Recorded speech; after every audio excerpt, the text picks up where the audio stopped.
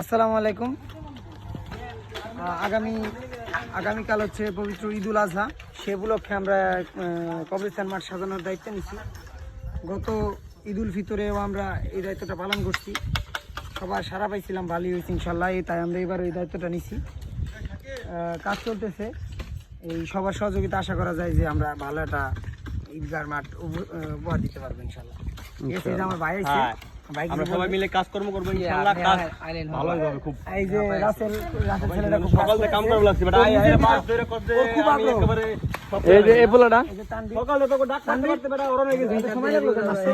এই যে কাজের লোক, অরিজিনাল কাজের লোক। আর এই যে ভাই যে হাসিবুল, শুরু থেকে হাসিবুল কিটা ভাই আসেন, সার্বিক সহযোগিতা লাগবে আমাকে। এই শাকিল ভাই ওই তো নিজেই অসুস্থ, কি সহযোগিতা করবি? আগে ভিডিও করবো, এই কাজে সব দিব আমরা। আরে দই আসলে মাছ চান করে দই আছে,